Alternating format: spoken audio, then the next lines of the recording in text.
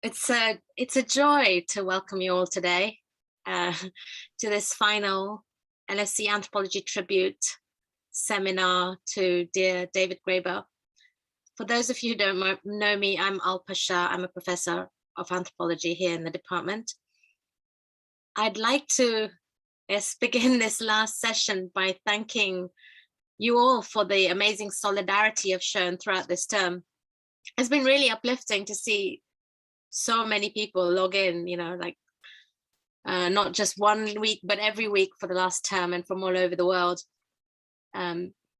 Zoom seminars, they have this real frustration, but of presence. But for this particular series, they've really enabled us to come together to pay tribute to David in a way in which I think LSE Anthropology Friday research seminars have not seen over the many decades they've been running. I'd like to thank to all the speakers in the series for their brilliant and thought-provoking presentations. And we've recorded them all for posterity.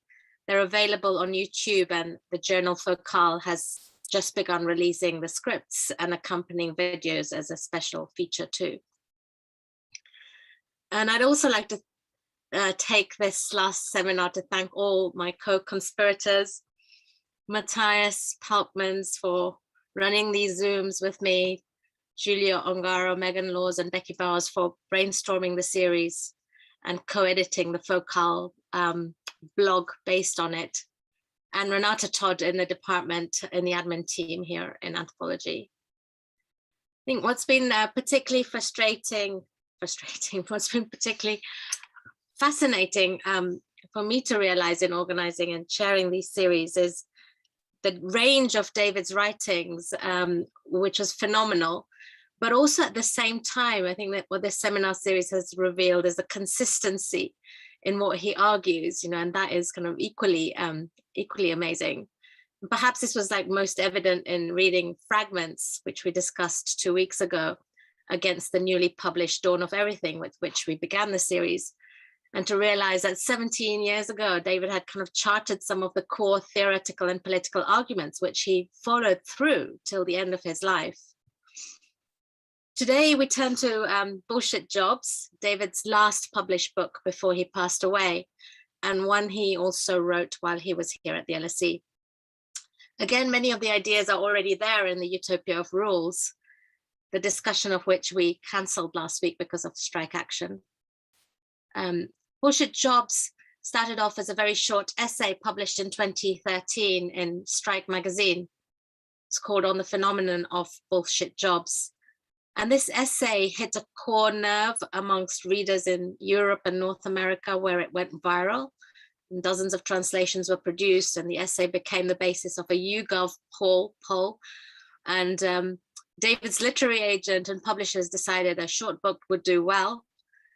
And David had this ingenious idea of using his Twitter account, which by then nearly had 100,000 followers, to write to him about, he invited people to write to him about their bullshit jobs.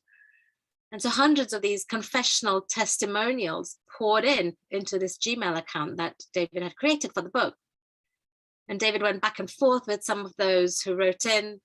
I remember one rather frustrating evening with David at Ceviche in Soho, where he was suggesting that this could be a new way to do ethnography. And I was like, come on, David. And he said, yeah, you're right, before proceeding to read out some of these confessions, which he had organized and collated into the book. David's idea was that a bullshit job is one that even the person doing it secretly believes need not or should not exist. That if the job or even the whole industry were to vanish, either it would make no difference to anyone, or the world might be even a slightly better place. And despite the potential of automation in reducing work, even, Keynes had David was drawing on Keynes, who would have said that, by now we should have a 15-hour week. In fact, what's happened is we've witnessed a proliferation of jobs, pointless jobs, workloads have increased, bureaucracy and its violence are at the heart of the problem for David. Their purpose is political. We don't need these jobs. Why do they exist? If you keep everyone busy with work, then they won't have time to fight, to protest, create alternative political structures. It's human freedom, which is at stake again. Basic income is one suggestion to move forward. But I'm going to leave it to our speakers to elaborate and critically engage with bullshit jobs. I'm delighted that we have today two amazing anthropologists, leading figures in the anthropology of labor and political economy, amongst other things. So we have with us Dr. Mao Malona, an associate professor at the Department of the Arts, Bologna University. Mao, David and I were previously colleagues together in anthropology at Goldsmiths. Mao is the author of two brilliant ethnographies of steel towns and industrial work and politics, one on Sheffield here in the UK called Made in Sheffield, and another on Volta Redonda in Brazil called Brazilian Steel Town. He's also co-editor of an anthropological reader on industrial work and life with Johnny Parry, who's here today, our first speaker in the series, and Geert de Neve. More recently, he has a book on Art Commons, Anthropology Beyond Capitalism. We also have with us Dr. Andrew Sanchez, who is an associate professor in social anthropology at the University of Cambridge. Like Mao, he completed his PhD in anthropology here at the LSE. His fieldwork was in India's Jharkhand, where he worked around another steel city, Jamshedpur, famously set up by the multinational Tata. And he worked amongst the casualized workforce. And the book he wrote, Criminal Capital, Violence, Corruption, and Class in Industrial India, is an important book. With Shan Lazar, he has also edited Labor Politics in an Age of Precarity, and with Christian Strumpel, Class Matters. Like Mao, Andrew has many other excellent publications. I'm just picking and choosing here the ones which are so pertinent to today's discussion. So with that, I hand over first to Mao for 20 minutes, then to Andrew for the same, before we open up the discussion. As usual, please feel free to post any comments and questions in chat as we go along, but we will have a space for Q&A later on. Welcome, Andrew. Welcome, Mao. Over to you, Mao. Thank you. Thank you so much, Alpa, for inviting me. And I'm very happy to be able to join the contribution for commemorating David's work. And also this gave me a chance to read Bullshit Jobs, which was the only book of David that I hadn't read. And so it was good to engage with it. And as you said, Alpa, the aim of the book is to show that neoliberalism is a political project and not an economic one.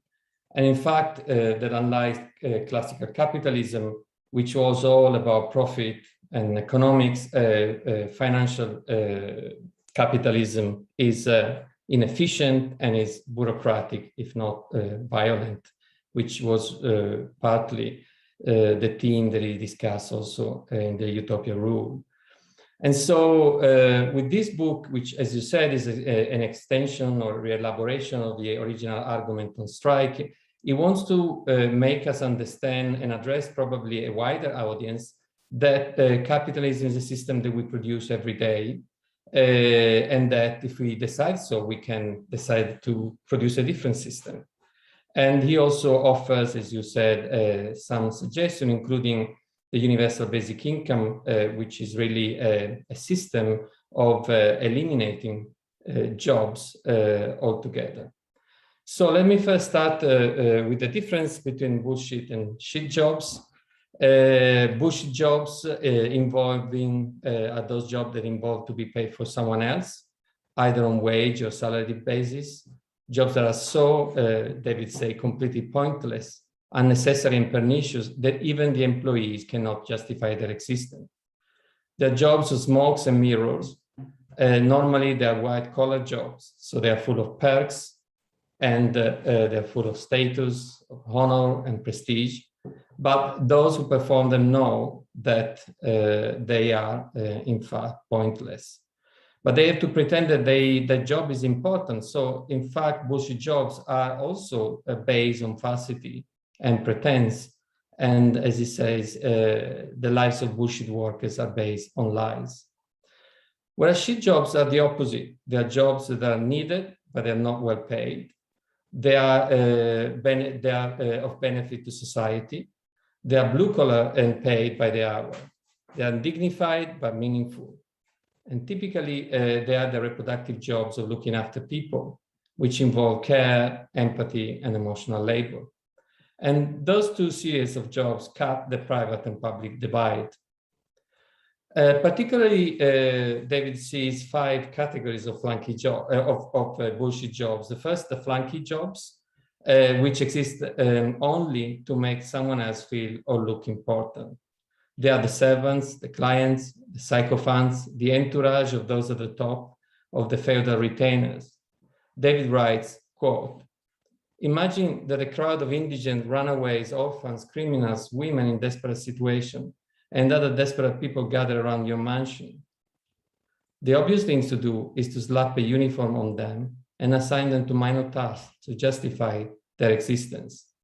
And such roles tend to multiply in economies based on rent extraction," close quote.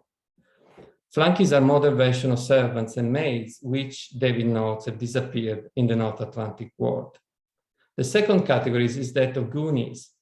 There are people whose job have an aggressive element: telemarketers, corporate lawyers, lobbyists, advertising, marketing, and publicity.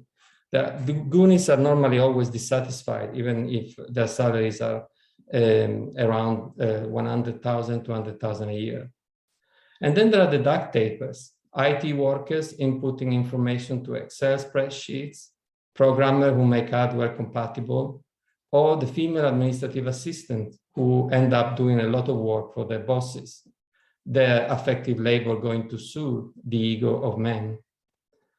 Fourth, there are the box tickers, prepare report and reproduce the bureaucratic apparatus of monitoring, surveillance, and performance assessment. And lastly, the taskmasters, the managers, those who formulate the strategic mission, assess business performances, compose grids of career progression. But in fact, it turns out that a lot of bullshit jobs seem to be shit jobs, really. For instance, think about the duct taper, IT workers who fix or repair programs or make different platforms compatible. They might be bullshit, but they are essential to the reproduction of value under platform capitalism.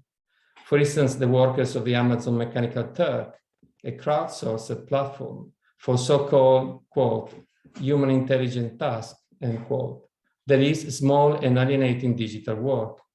Turkers are paid by an average of $15 per day for anything between 2 and 10 hours, 100 hits per day. Platform capitalism is the productive side of finance, the new side of capitalist value creation and extraction, fully entangled with global industrial production, the digital infrastructures and automation system. Amazon, Facebook, Google, and their shareholders certainly don't think these jobs are bullshit and won't let them go without a fight. Or think about the flunkies, the jobs such as porters, security guards, maids, freelance care workers.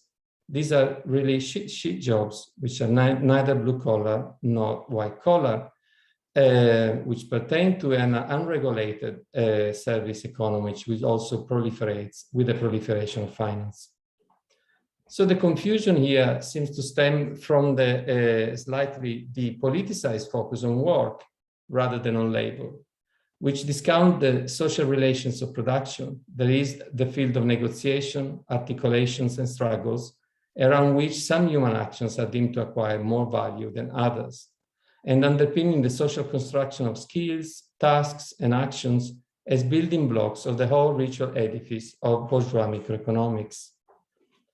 Marxism in anthropology has never been too popular, but certainly I feel that David's project was also to make it compatible with anthropology. But there is an attack to productivism and to labor value theory in anthropology, from James Ferguson's book on redistribution, Lee Puma and Lee's on financial circulation, to various analyses of the productivity of the informal economy of slums, has had the bizarre effect of generating a vast market for popular books about work. Richard Sennett, Tim Ingold, recently Jan Lucassen, or the anthropologist James Salzman, whose blockbuster book Work also advocates 15 hours a week, but from the perspective of the Stone Age economics, of the Huansi Bushmen of Namibia's Kalahari Desert, which he studied during his PhD in anthropology at Edinburgh.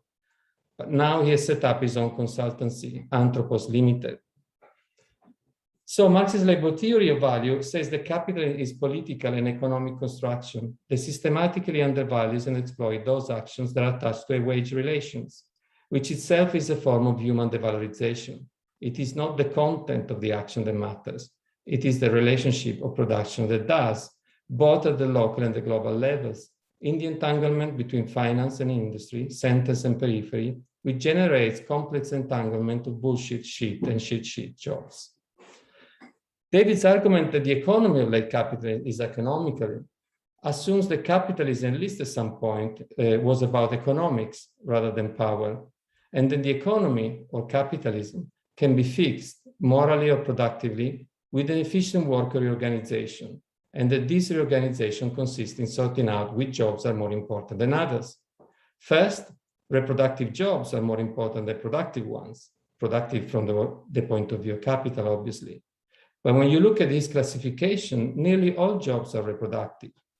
In fact, the very problem of productivism, David argues, is that it forgets that the vast majority of the working class fixes, maintains, look after machines, people, and objects, rather than heroically fighting on the production line. David's intuition about the value of maintenance of reproductive labor is very important. But if nearly all human actions are reproductive in the large sense, reproductive of existing world and of existing institutions, how can we distinguish between those which reproduce capitalism, such as unpaid housework, and those which reproduce life outside it?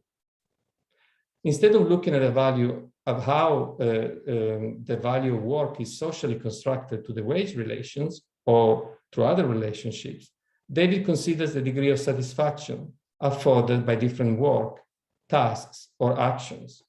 Satisfaction which is directly related to their different affordance of agency and freedom. The emphasis here is on the morality or ethics of freedom. In fact, there is a clear moral divide between bullshit and shit jobs. Shit labor is morally satisfying and meaningful, whereas bullshit is immoral, alienating, and ultimately dissatisfying because it leaves the bullshitter without agency and creativity, and such lack of agency clashes with humans' natural tendency to find pleasure in seeing one's action reaching its imagined end. But why is care work satisfying despite it involves so little agency? Or can a sense of agency emerge from empowering other people's action, or in the realization that all actions are ultimately equally powerless because deeply relational? An analysis of the social relations surrounding the evaluation of actions, as in Michael Lambeck's work, would have helped here. Work as Protestant ideology or ethics. But it turns out that freedom of work is heavily constrained by the morality of the time. David is interested in the morality of labor of Northern Europe and North America, and its specific Christian Protestant trajectory, explicitly leaving out the aristocratic and patriarchal vision of labor held in the Mediterranean and in ancient Greece. In the feudal economy of Northern Europe, dominated by the Puritan and the Protestant ethical framework, paid and wage labor were a form of education and discipline of the working class, of training to show good manner, but they were limited to the initial parts of one's life. Its Judeo-Christian vision of humanity, which Salins reconstructs so well in The Sadness of Sweetness, meant the work to be self-mortifying, sacrificial, and redemptive. Capitalism transformed service into a permanent relation of wage labor, but salvaged the ideology of feudalism. In fact, both managerialism and feudalism are forms of abstraction from real production, in which appropriation and distribution of goods, rather than actual production, create elaborated rent hierarchy. Quote, financial capital isn't really capitalism, but a form of rent extraction, where the internal logic are different from capitalism. Since economic and political imperatives have come to merge, now it resembles managerial feudalism, end quote. But was previous form of capitalism just economical, and is not always profit a form of rent extraction? More importantly, under financial capitalism, the ethics of Protestantism mutates into a weird sadomasochistic ideology that turns the relation between social benefit and level of compensation upside down. People should be compensated for horrible jobs because meaningful jobs are already compensating. Productive labor as a form of punishment, à la Foucault. But in fact, I think that the message of David's work has always been, as I was saying before, to try to build a theory of Marxism within its theory of value, including of labor value. And in fact, this kind of Foucauldian understanding of contemporary capitalism as a weird form of moral punishment or unproductive madness is a radical change from his previous Marxist analysis of capitalist labor as an inverted form of slavery in Critique of Anthropology.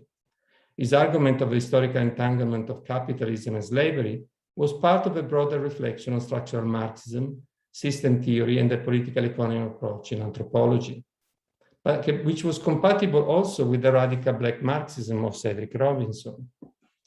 The core of David's theory of labor value is on reproductive labor. And here the central reference is the feminist scholar, Nancy Folb, for whom patriarchy is a systematic devaluation of power of reproducing life by women on alien men, such as slaves, achieved through three main mechanisms. First, the creation of property rights and law that limit the circulation of people and put it under male control. Second, restriction of rights of women, children, and sexually non-conforming individuals. And third, under-remuneration of care work. So here, slavery and capitalism are not analyzed just as moral or cultural systems associated with patriarchy, aristocracy, caste, or race, or simply as work structures in which factories and plantations mirror each other, but as interrelated political and economic systems in which the wage relation is entangled with and reinforced by conflicting ideological construction of personhood and forms of evaluation of human action. The second trope, Marxist trope in this book, Bullshit Job, is the relationship between finance, abstraction, and alienation, especially in the FIRE sectors, finance, insurance, and real estate. This sector create abstraction and abstracted organization which hire complicators to increase financial abstraction and the speculation connected to them. So David argues, quote, finance creates meaningless ritual and new age gurus who paint abstraction as reality, forgetting that there are some things that are more real than others, end quote. Marx described capitalism as a form of labor abstraction too, and finance as a multiplication of such abstract logic. And scholar Son Retter considered bullshit labor as the materialization of the commodity form, a real abstraction. But David discussed the proliferation of finance, abstraction, and rent extraction as unreasonable and unrealistic deviation from classical capitalism. Even if unrealistic, contemporary forms of rental capitalism of the kind described by Christopher Brett or Lisa Atkins cannot be challenged simply through wage redistribution or elimination of jobs, since they are deeply attached to assets inequality. But the best part of the book for me are the descriptions of the creative strategies of resistance of this new precarized and dispossessed class of bullshitter, made up of Wikipedia ghostwriter, occupational poets, toilet graffiti artists, deluded rock stars, professional dropouts, and gossipers. It is precisely the creative agency of these workers and in David's empathies towards them that the book's call to action for me emerges. In this sense, Bullshit Job's greatest potential is as a work of fiction or an ethnography of direct action, which, in defiance of the tragic post-workerist sociological narrative, gives voice to the creative withdrawal, artistic desires, and post-capitalist fantasies of platform workers, whose anti-heroic politics resonates with that of the lost people of Madagascar. David's optimism in this manifesto of eliminating bullshit jobs reflects the hopes about the end of capitalism that opened up after the economic crisis of 2008, embodied here in the UK by Corbynism, with which David had an affiliation. At the time, even the gigantic productivist trade union Unite support the elimination of bullshit job via the universal basic income as a way into fully automated luxury communism. This sense of hope was wiped out by the recent global pandemic, which, if anything, widened the gap between the overpriced bullshit jobs and the undervalued shit jobs. On the one hand, the lawyers, corporate accountants, the platform managers, the internet influencer and gurus. On the other, the Amazon Turkers, the IT engineers who build new Zoomified working environments or installed powerful optical internet cables in middle-class neighborhood, the gig workers who deliver grocery, parcel, and health services, the nurses, teachers, and carers who continue to be responsible for the reproduction of life. Deadly on humans, the global pandemic didn't single-handedly eliminate any useless job or reevaluated productive labor. If anything, it introduced a new category of spectral labor, the labor of nurses who are both underpaid and operate under deadly working conditions. If a pandemic cannot change capitalism, interstitial changes operating through the cracks of capitalism, as John Holloway would say, or cultural prefiguration of what could be, to use a term of Murray Bookchin, won't do either. And in fact, I'm now working on a project of universal basic income in Brazil, and I must say that the problematic associated with the notion of eliminating work has alerted me really of the problem of thinking about targeted policy measures without the elimination of capitalist social relations. But maybe this is what David intended. And from where we stand now and looking back in 2013, when the article was written, seems to glance into a different era of intellectual hope and political mobilization, so fully embodied in David's charismatic figure of scholar and activist. And his call to action, as hard to follow as it might seem, continues to strongly resonate with me. Thank you. Thank you, Mao, for this fantastic exposition and critique. It's really wonderful. Hand over immediately to Andrew before we open the space for discussion. Andrew Sanchez, thank you. Great, thank you very much. I'm quite touched to be invited, so thank you for asking me. So a few weeks ago, I received a message from a colleague. The message was a single line of text punctuated by an exclamation mark. It was a sort of funny thing that one friend says to another when their most ridiculous suspicions have been proven true. The message said this: there's a committee for the membership of committees. My colleague discovered this while filling out a form at the University of Cambridge that required her to declare all the committees she sits on, ostensibly to keep an eye on our conflicts of interest.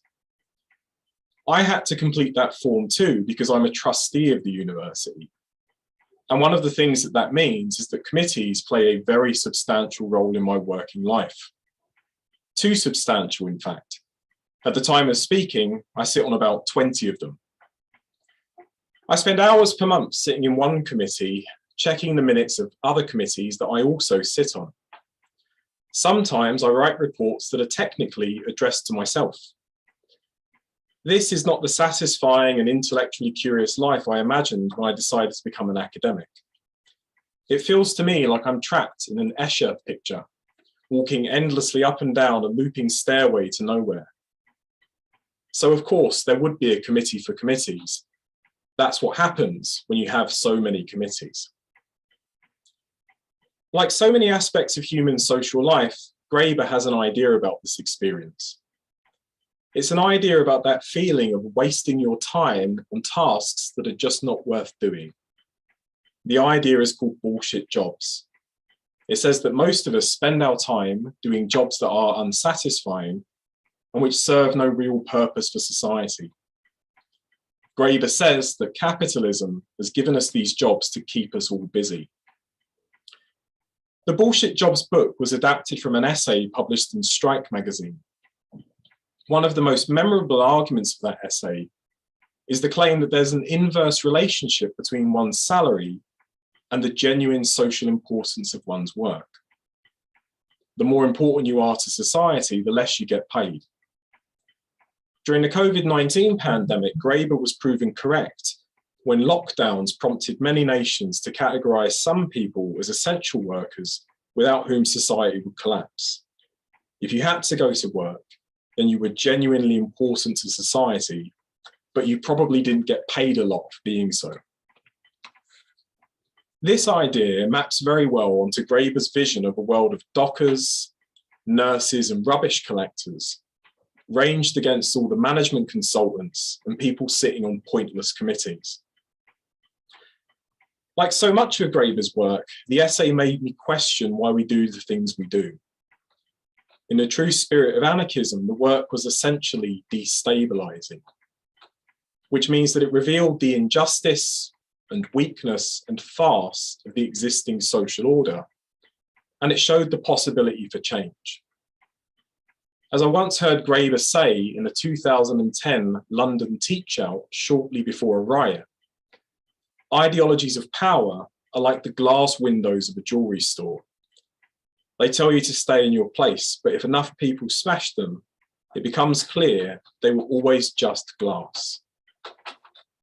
The Bullshit Jobs essay was really in that spirit. It was a prompt to imagine a different world, and I loved it. But when that prompt was expanded to the length of the book, it was stretched so thin that you could see through it. I'm going to talk about bullshit jobs by considering three things. First, whether Graeber misunderstands how bullshit tasks relate to one another in complex systems. Second, whether the thesis misunderstands capitalism's tendency towards profiteering and the disregard for marginal populations. And finally, whether the thesis is focused on the wrong kind of human satisfaction in work. But this is a short comment, so each of those issues will be addressed only quite briefly. Part 1, bullshit tasks. One of the main problems with the book was the research method, which largely rested on asking people which aspects of their work were bullshit. This is a problem because by focusing largely on the emic experience of work, we do not necessarily understand the structural significance of that work accurately. A person paid to guard an empty warehouse may seem to be doing a bullshit job, and perhaps it feels that way too. But the work is nonetheless generative of profit for somebody else, even in a deeply attenuated manner. In that instance, that job would be integral to an opaque structure of risk assessment and insurance that dooms some of us to stand in front of empty warehouses because doing so is in the economic interest of other people. The bullshit jobs model tends to conflate questions of work satisfaction with those of wider structural and economic significance. More importantly, the model does not grapple with the fact that there is no necessary consistency of experience in bullshit jobs through time.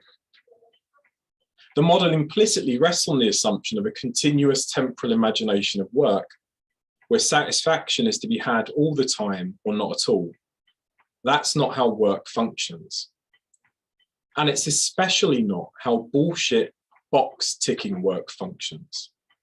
Such forms of bureaucratic work make up a fairly substantial proportion of Graeber's analysis. One may spend all day checking whether a box on a form has been ticked, and it might feel pointless. But on the very odd occasion where it turns out that the box has not been ticked, or where the form contains a lie, that's the moment where the value of the exercise becomes clear, and a bullshit job can sometimes become socially transformative. Imagine for a moment that you are the absurd character of a once working class Marxist academic in an elite university, spending hours a week in your office trawling through committee papers. Perhaps your soul aches with the suspicion that you're just wasting your time and you sold out a long time ago. Until one day you find an innocuous line of text tucked away in a committee paper. A text that, if unchallenged, would quietly but effectively remove permanent employment status from everyone in your university that changed their institutional role or job title at any point in the future. A true story. Suddenly it seems important that someone's there to read all those papers. And it seems especially important that the people doing the reading should not assume that the work is always bullshit. Bullshit jobs are not usually bullshit all the time, and it would probably make more sense to rather speak of bullshit tasks. One should then consider whether those tasks coalesce into something more impactful, and why this is integral to the nature of complex economic and institutional action. You would be prudent to pay more attention to the box-ticking bureaucrats, because even if you consider their work to be stupid, the combined aggregate of their tasks will nonetheless shape the world around you. However, you probably wouldn't know about it because bureaucracy is by its very nature quiet and anonymous. The transformative dimensions of much bureaucratic work are slower, and they are crucially less individualized than other types of work. But nonetheless, they coalesce into forms of power, and power is never bullshit. Many of Graeber's bullshit jobs, I think, are actually artifacts of social complexity, and their impact is distributed at a social and temporal scale that exceeds his model. I doubt the existence of a coherent category of bullshit jobs. There's also no evidence that those jobs would exist to keep people out of trouble. Part 2, capitalism doesn't have a committee. Modern capitalism lacks the concerted agency to create mass, pointless work purely for reasons of social engineering.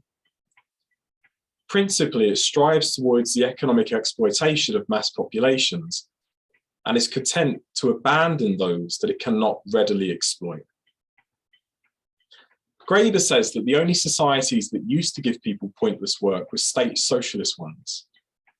They did this to redistribute wealth and to keep people out of trouble.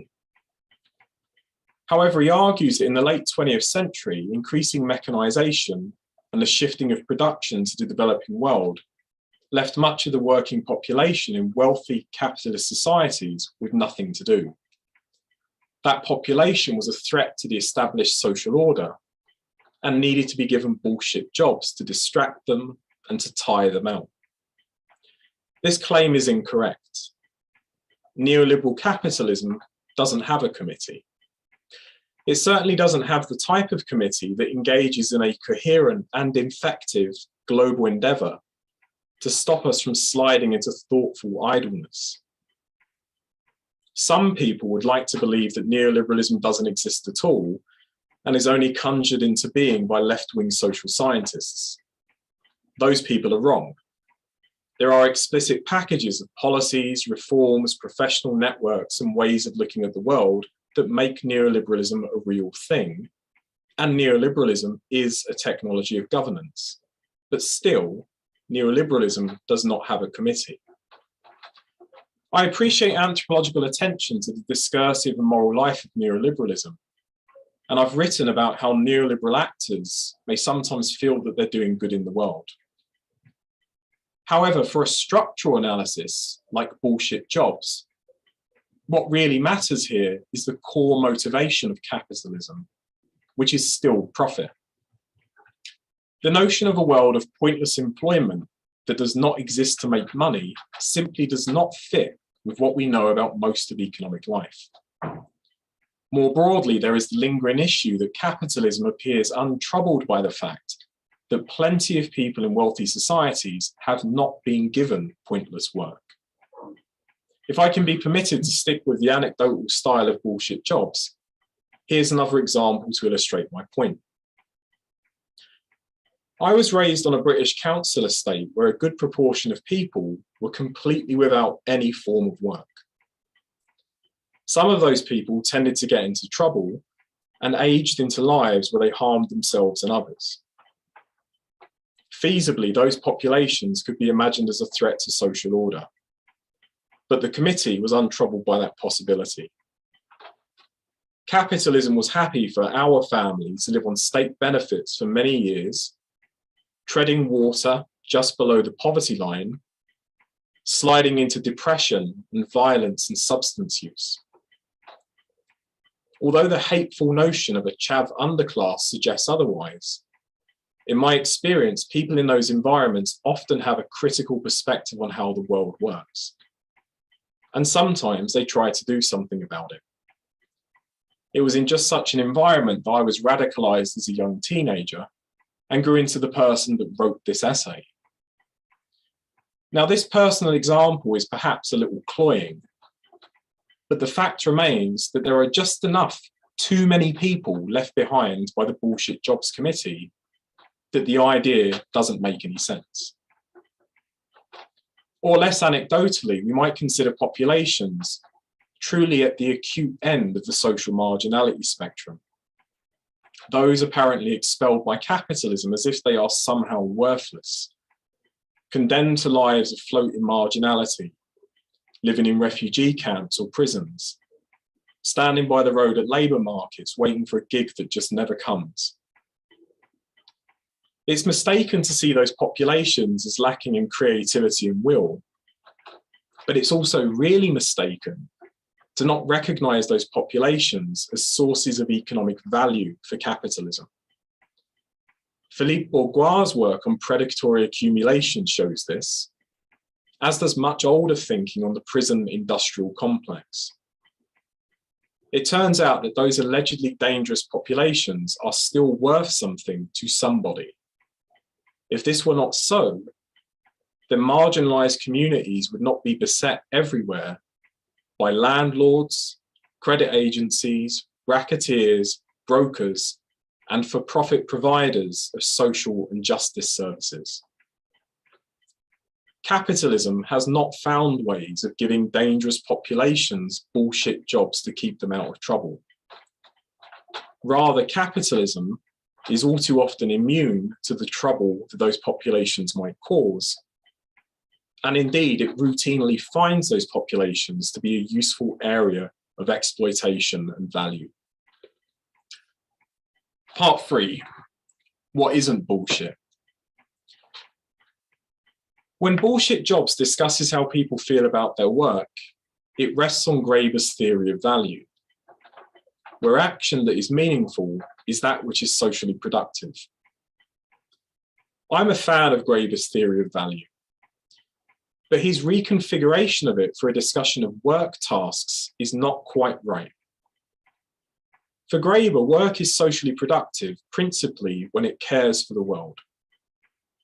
I believe that that idea is trained at the wrong level of human action. The ability for one's work to care might be conceived as just one expression of the wider ability to transform the world. As I've argued elsewhere, the single most important factor in people's determination of satisfying work is an engagement with processes that make demands on one's ability to effect change on the world. Put simply, people like work that challenges them to alter something, be it the material form of an object, the value of a commodity, the dispositions of other people, or the skills and capacities of oneself. Troublingly, transformative work does not map onto caring, and some people may find it enjoyable to do impactful things that actually harm others.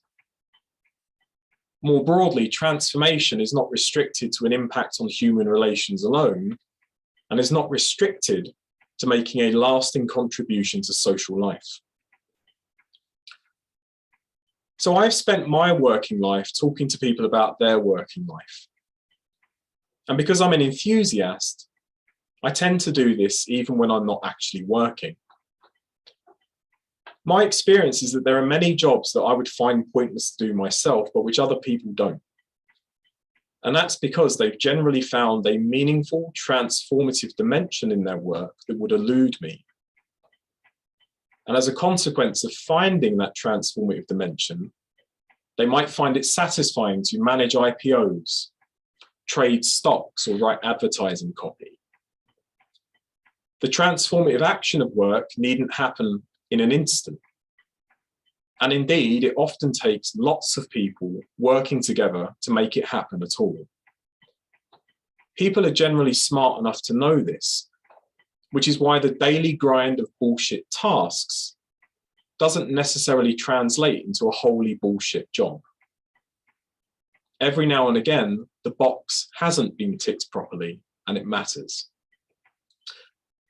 In conclusion, I think that bullshit jobs is basically wrong. Nonetheless, I like the fact that a book like this exists, and I wish that there were more of them. Anthropology is often mired in citations and pedestrianism. Or else we are that other type of anthropologist, my very least favourite type, which is the one mired in pretentious, performative theorising. As a consequence, it feels to me that we're a discipline that struggles to say things that are original and of wider social significance. But in bullshit jobs, we have a work that is imaginative, fun to read, and about issues that most people can relate to. It's the voice of a man speaking to the reader, not as an academic showing off or trying to intimidate you, but speaking to you as though he just met you at a party, and you were lucky enough to be chatting to somebody that really made you think. That's what I love about Graeber's writing, the essential humanity of it. And I think of it in terms of humanity because it conveys the mind of a person that cares enough to look at things that matter to everybody else, and who cares enough to try and speak about them in a way that would be exciting and intelligible. Even when Graeber was wrong, he made you think. And what he made you think about was invariably something really important. And that's what I think an academic should be for. That's it.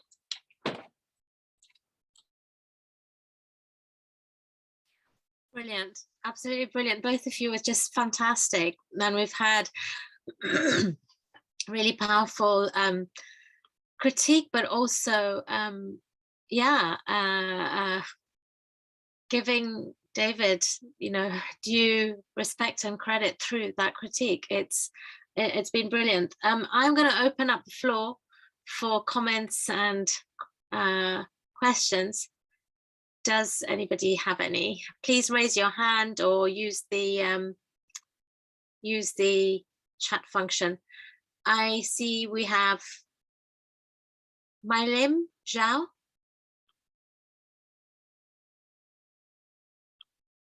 Would you like to unmute yourself, Mailim? Yes. Yes. So thank you very much.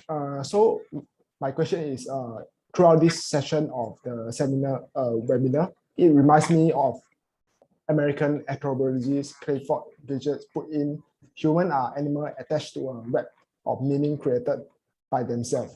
Thus, presenting all sorts of policy regulation to our cultural affair is not necessarily productivity. But when it comes to bullshit job, right, it gives individual, corporation, and society permission to undergo a shift in values. So my question is, do we really need permission to undergo a shift in values, and does it have an authority to give permission by doing so? Yes, that's my question.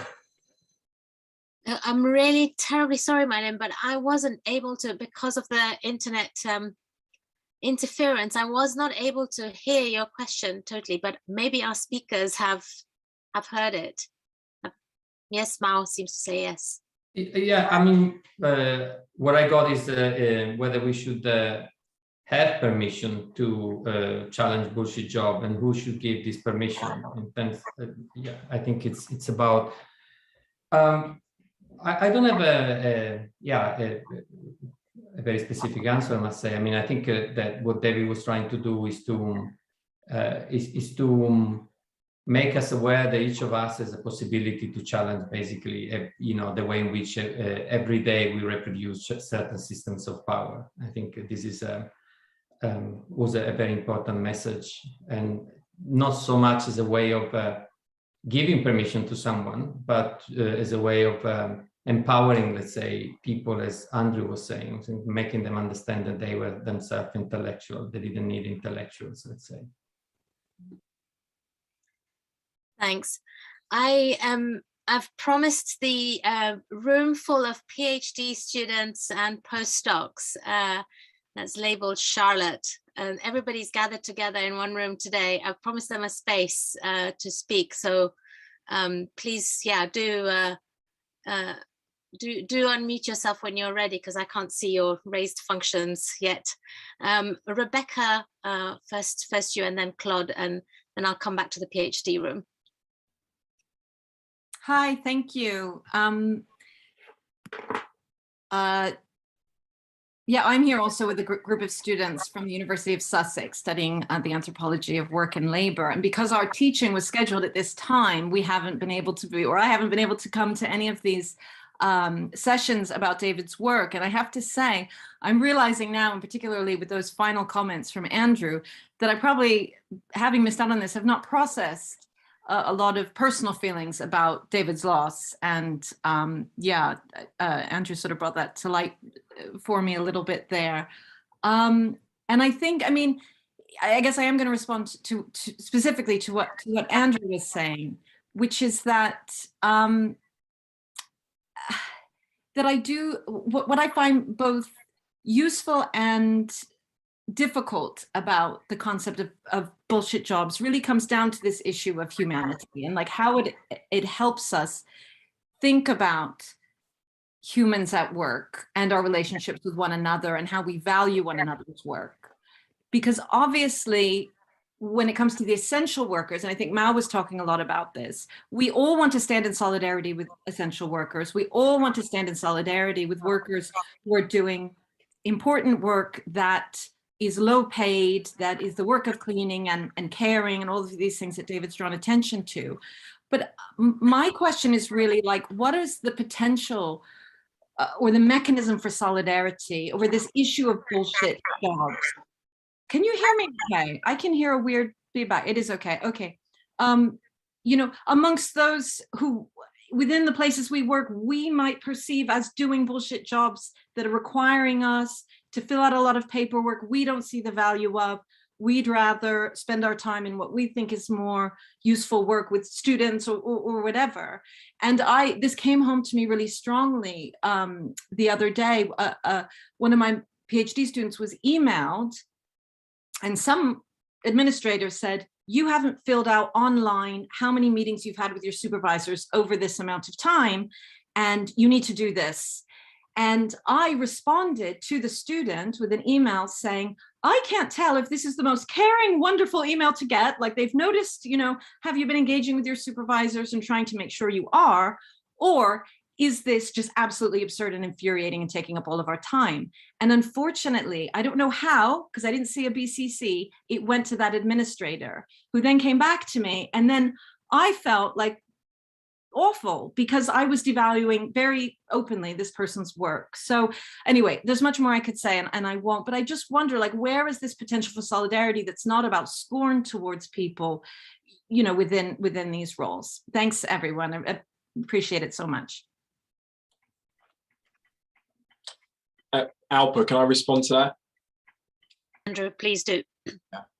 Okay, I mean, like, sort of reading the book and the essay, to me, the two areas where it has the most political weight and where it's actually identifying things that could be agendas for change is thinking through the kind of the proper valuation and compensation for all forms of employment.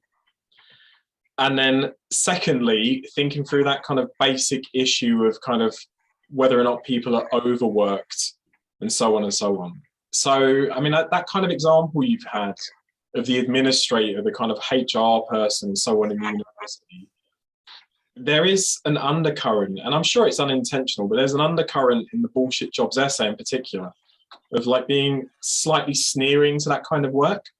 But of course, that kind of work where you're box ticking and double checking other people's work, that only really exists because the administrative work itself has been underfunded and under-resourced, and it's essentially been outsourced to you to do some of that work, which is why there's now someone standing over your shoulder double checking that you've done it properly.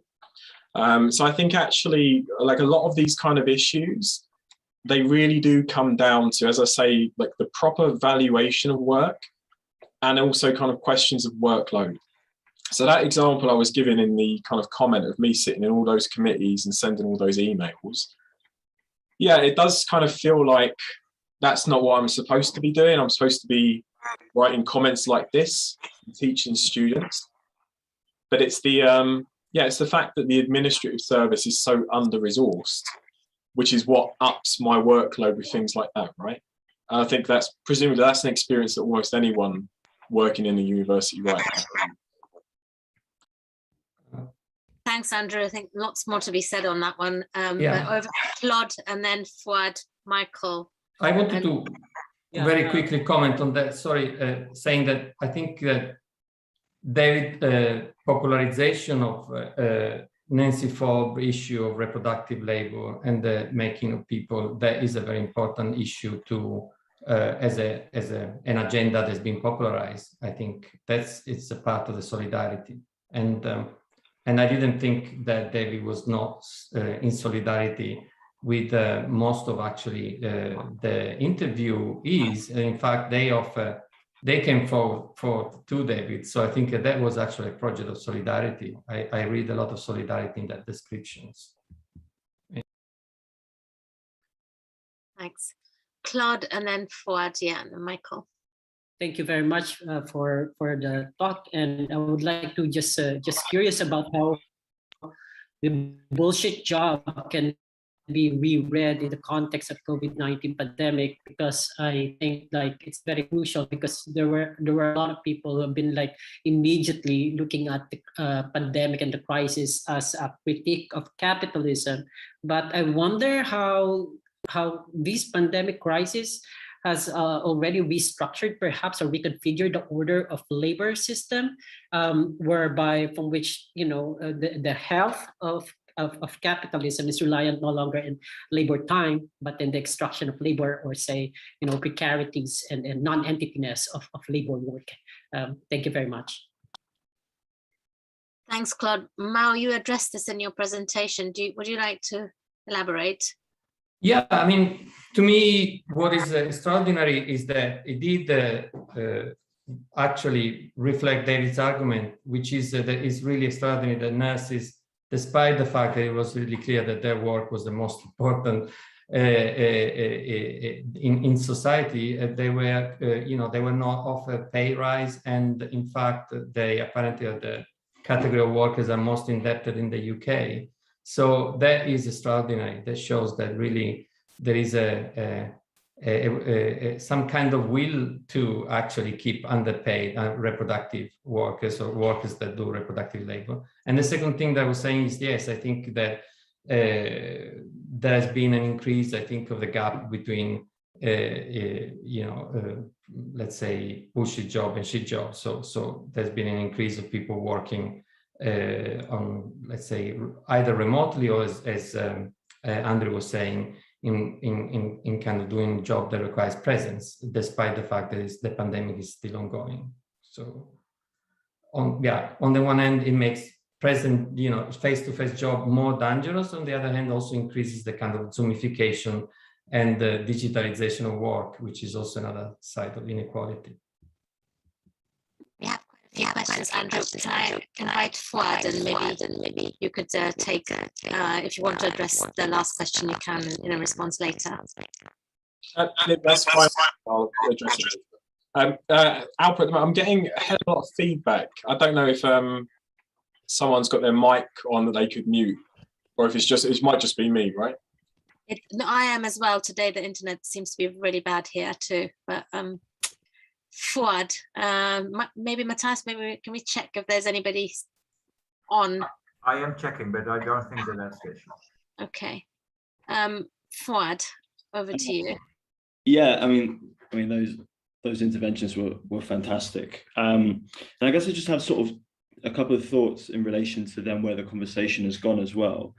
And the first one is in relation to Andrew, your point about bullshit tasks maybe being the better way to think about the sort of meat of what's going on here. And I mean, at least personally, I agree entirely, but I wonder whether one way to think about the book in relation to the original essay is to really trace the kind of the material history of why the book comes about. One, in terms of the fact that, hey, this is going to be a cash cow for the publisher because David's got great name recognition and this clearly struck a chord. That's the one side of it.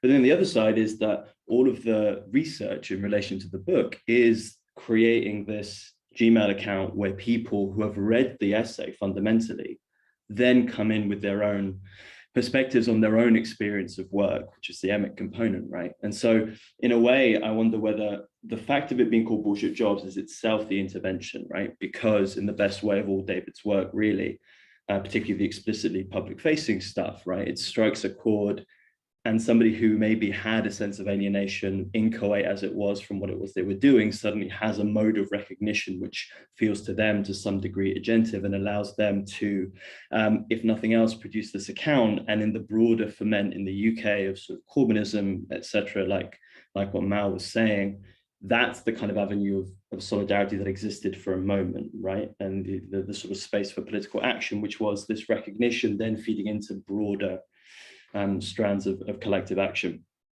right? So maybe that's the way to think about the book in relation to the essay, right? That the book is itself an artifact of the work of these ideas and their reception by huge amounts of people.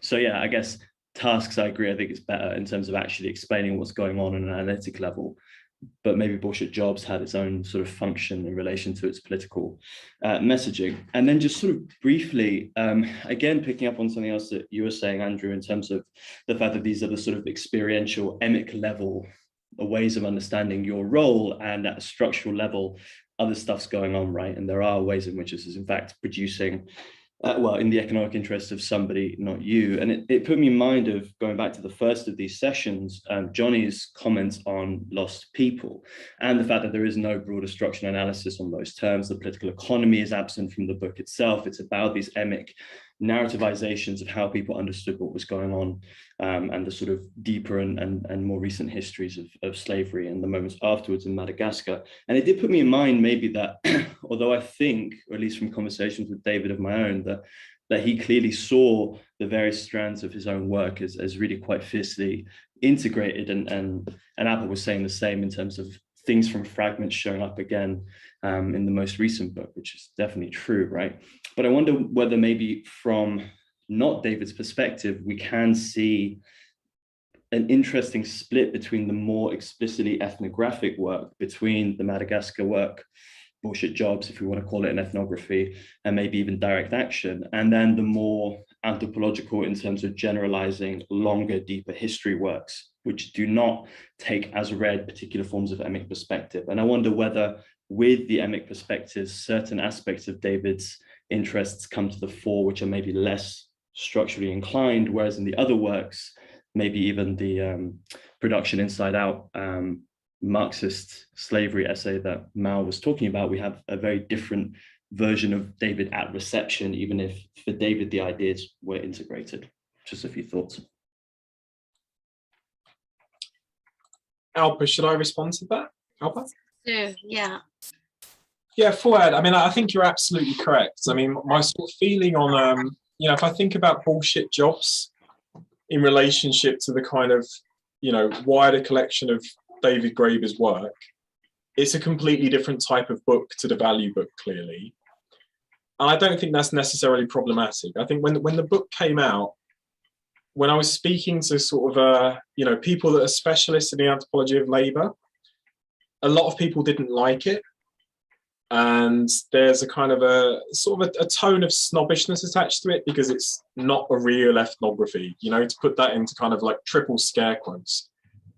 I don't think that's necessarily a problem. I mean, I think actually, if you're going to produce big ideas and you're an anthropologist, you should be able to have a bit of license to kind of play around with the form of the writing and to also play around a little bit with the kind of the style of the data collection. So I think that's fine. But in terms of the wider political value that it has, I think what Fouad said is absolutely correct. The kind of, to me, and this is just me saying this to you, it's just some bloke, obviously. To me, the long-term contribution of the book is that it inspired people all around the world to look at something that they already knew, already experienced, and to suddenly say, maybe that's a bullshit job, right? It's that kind of like, you know, consciousness building that's the value of it. So if you think about something I said in the comment, which is being in this teach out, and Graeber said something like, you know, ideology is like a glass window of a jewelry store, right? That's a pretty obvious point. And it's a point that, you know, Bakunin made a really long time ago. But the point is that David Graeber said it at that moment, at the right time. And he said it in a way that everyone in the room could understand. And I remember him saying it, you know, more than a decade later. And crucially, I remember how it felt to hear him saying it and the effect of it. So that's the kind of spirit that I'm kind of like taking this book in. I don't think it's good anthropology, but I think it's kind of, you know, an interesting exercise in what anthropologists can do politically.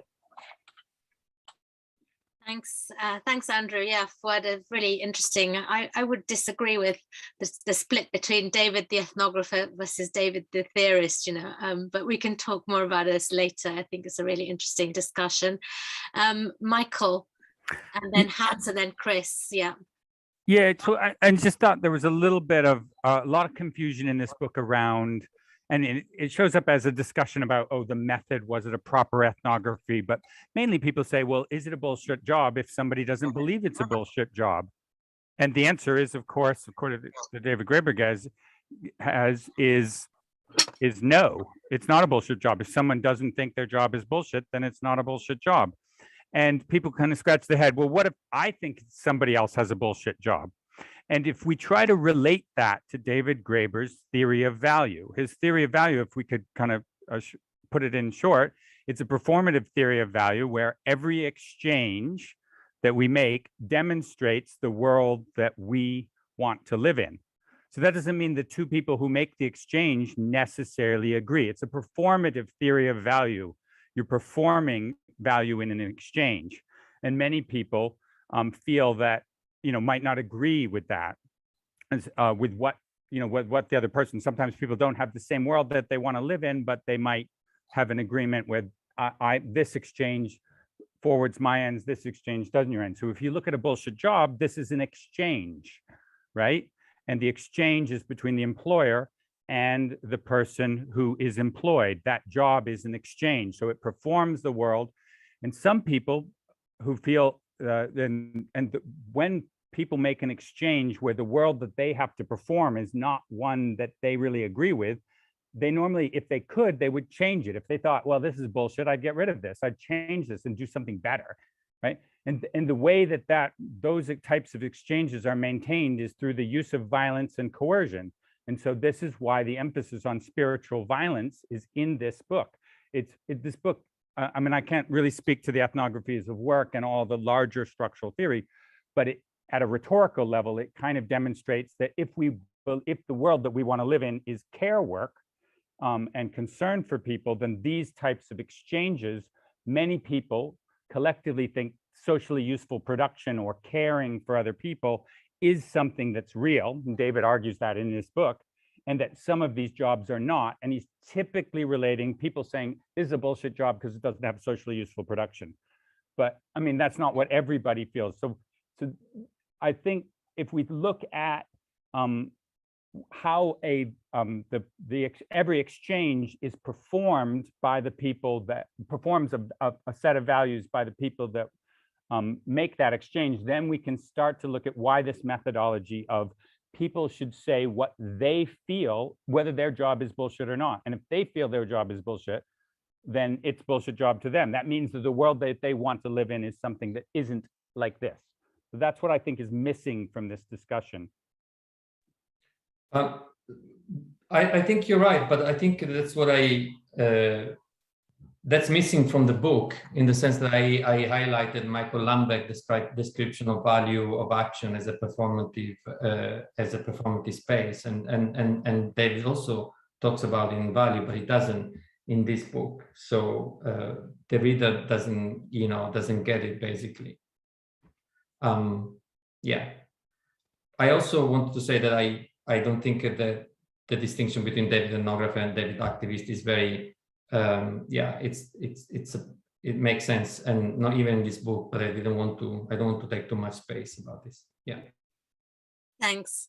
Andrew, would you like to add something, or shall I invite Hans and Chris? Look, maybe we could take more questions. I think we've only got a couple of minutes left, I think, right? We do tend to go on till past, but yeah, we'll see. Hans? Thank you so much, Andrew and Mao, for those great talks. I think you are facing a really difficult task dealing with this book in particular, when we are still struggling, for instance, with The Dawn of Everything and so many other things. I mean, my personal feeling was always Bullshit Job was perhaps not the strongest book. It was definitely not the kind of most anthropological one. And I'm still having kind of questions of how to kind of grapple with like David's legacy in all of this. And I think the points that you raised, especially Andrew in his talk on, that do we necessarily have to kind of assume that each worker understands the meaning of an organization, the meaning of society, understands his or her meaning of his work? And secondly, kind of the distinction that you drew, Andrew, between transformative and kind of moral aspects. This is not the same. Like if you change the world or you do a good thing, and it's not necessarily all united in the knowledge of the actor, him or herself. Maybe you unwittingly do good things or bad things when in your work. But then I actually have a different question, which is about the actual political consequence. I totally take Fuad's point that this was so meaningful for so many people at the time. It's really great that some anthropologists said these things, etc.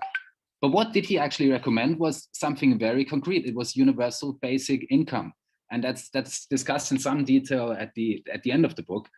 And I wonder whether the theoretical and conceptual and methodological flaws that we have discussed impact on the political consequences, i.e., if some of the framework is wrong, then maybe we cannot really work with the conclusion either, which is universal basic income. And what could that be? In my mind, it's universal basic income doesn't do away with structural inequalities. It just kind of raises them to a different plateau. It sounds very nice that you would have, you give everyone, I don't know, 500 quid a month, and then you don't have to you don't have to do bullshit jobs. Let's put it that simple. But really what it will create at a different level is all kinds of new inequalities, just kind of plateaued up. Maybe also questions. So what do you think about universal basic income? Thanks, Hans. That's very helpful. I'd love to address that too, but I'm going to give it over to Andrew and Mao first. I can be very quick on that, Hans. I think universal basic income isn't a bad idea. Yeah, okay. In terms of sort of thinking through how the things you were discussing relate to the current moment in labour and so on, and you mentioned something about the pandemic, I think one of the more interesting things that kind of cropped out of the pandemic, is that a whole section of the labouring population who might at one point have defined their jobs as bullshit and pointless and unvalued are all of a sudden being told that their labour is absolutely essential, right? So in terms of our speculation on the impact that would have on the value of labour and labour politics, it's too early to say. But I think that's certainly something that all of us on this call who are interested in these issues, that's something that we could be thinking about researching in a lot more detail going forward. So, the kind of men and women that work in my local co-op in the little village I live in outside Cambridgeshire, I've done that kind of work. That's the kind of work where you do it, you're constantly told this is a waste of time, like it's undervalued, it's not as good as everything else.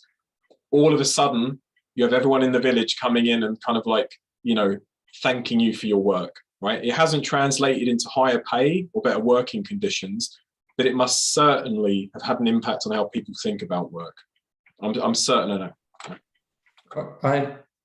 I don't think we have the time to discuss universal basic income, but I wanted to say that I'm convinced of the opposite, that despite the fact that at the beginning, the pandemic did trigger this open conversation about jobs.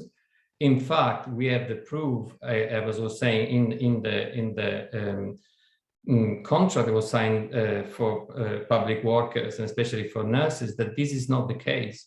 That there is an amazing political willingness to keep people who do important and even dangerous jobs underpaid. This is the scary thing about the situation, I think. In terms of universal basic income, it is perfect for the right and the left. So it's very strange to understand what are the consequences, and it's clearly demonstrated that in context of the global South is very useful, but not necessarily in places like London. So yeah, I think it did open that discussion at the right time when it was on the manifesto of Labour. I don't know about the future. Yeah. Thanks. Yeah, and there's a useful comment from Harriet Evans as well about universal basic services. I'm going to hand over to Chris to continue the discussion. Oh, right. Thank you very much for both of you. They're very thought-provoking papers. But the classic article on bullshit is that by the philosopher Harry Frankfurt, which came out, of course, before David wrote his book, and he makes a very important distinction there between bullshitting and lying, and bullshitting being someone who's concerned to be impressive, where the liar is really, he knows all about truth. He knows all about truth and lies. But David references this in a footnote, but he says it's not important. But I think it really is, and it reflects back on your point, Andrew, about task, because someone whose task it is to lie, like Trump, that is politically is creating something, a product which is politically significant, and it's the same with bullshit. So, so it seems to me we've got a distinction of the bullshit of a liar, and someone doing bullshit jobs is not necessarily creating bullshit.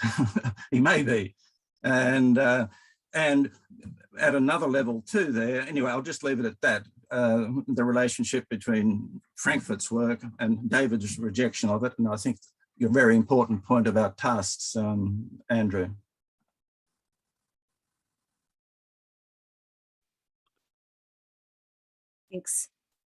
Thanks.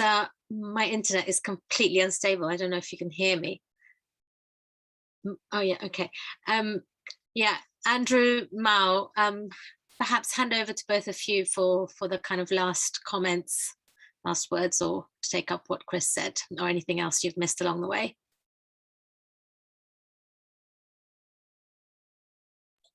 Okay, I mean, but so relating to what Chris said, I think I'll just take that as a helpful comment, Chris. I don't have a response, but I think it's a really helpful comment.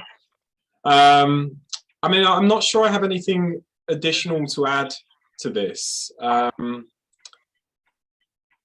think I would just stand by the point I made to Fuad. I mean, I think I've offered a critique of bullshit jobs, really because I've been contacted and asked to kind of prepare one for the purposes of this seminar.